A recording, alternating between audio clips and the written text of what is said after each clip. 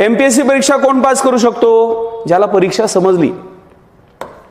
परीक्षा समजली म्हणजे काय? अभ्यासक्रम समजला, प्रिव्हियस इयर क्वेश्चन पेपर कळले, परीक्षा PYQ आहे, MCQ आहे, मल्टिपल चॉईस क्वेश्चनची आहे. जसं आता महात्मा ज्योतिराव फुले यांच्या सामाजिक शैक्षणिक कार्यावर एसे निबंध लिहा असा प्रश्न आहे.